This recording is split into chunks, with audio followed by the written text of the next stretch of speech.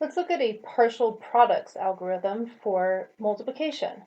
First, we'll start by recalling how to represent multiplication using base 10 blocks.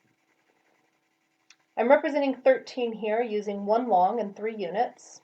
And if I wanted to represent 13 times 3, I would simply triple this visual so that I can see 3 times as many blocks. In doing that, using the concrete model, I can see that I have 3 longs, which is equivalent to 30. And then I can count my units to see that I have 9 units. I add those together to get the answer 39.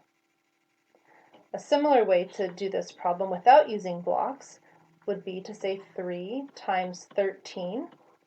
But then let's write 13 in expanded form. We know 13 is 10 plus 3, so we're multiplying that by 3, and we're distributing. That would look like 3 times 10 plus 3 times 3, which of course still gives us 30 plus 9, or 39. But I want to draw your attention to this middle piece, because I want to show you that this is exactly what we're doing when we use the standard algorithm. When we do the standard algorithm, we start with the ones digit in the bottom number, and we pivot from here, multiplying to each digit in the top number, starting first with the ones and then going forward. So if I were to multiply my first two numbers, that would be 3 times 3, and that gives me 9. That's exactly the same 3 times 3 that we're getting right here. And then if I were to pivot and multiply my next two numbers, I would multiply 3 times 1. But that 1 is representing that we have one group of 10. So it's really like 3 times 10. And that's 30. And then when we add those two numbers together, 30 plus 9, we get 39. Normally, though, when we use the standard algorithm, we don't write all of that out. We write 3 times 3 is 9, 3 times 1 is 3, and we're done. Which is fine for computing things quickly, but it's not fine when you're trying to explain how to multiply numbers to someone who's never done it before. So we have to practice using the step-by-step showing our work so that we can follow. Let's make this relationship extend so that we can see relationships for similar problems. For example, when we start to deal with algebraic expressions, if I want to multiply 4 times x plus 2, I cannot add the x and the 2 together. I would have to distribute. So that's a similar process that we're using.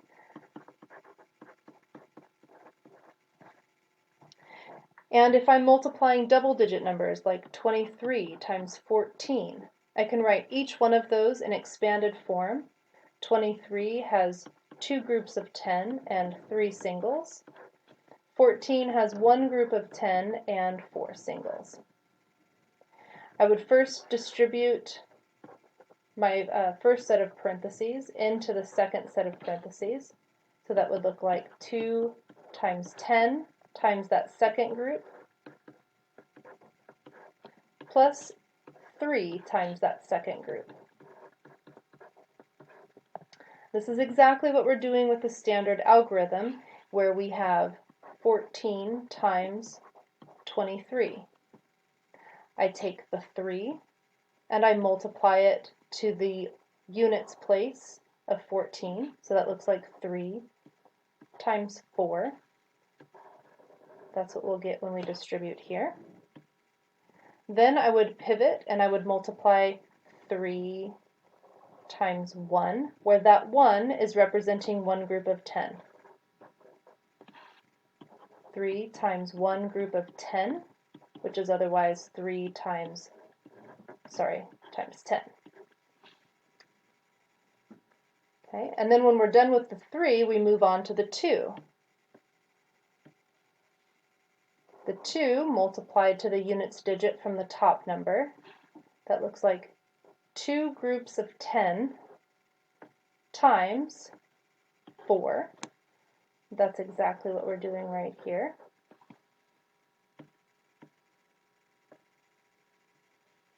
And then we pivot and do 2 times 1. That looks like 2 groups of 10 times 1 group of 10. And that's exactly what we're doing right here. And if we were to write out each of these partial products, that's what these are called, partial products.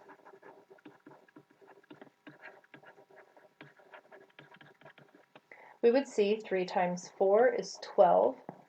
3 times 10 is 30. 2 times 10 is 20, times 4 is 80. 2 times 10 is 20, times another 10 is 200. We can add all of these up.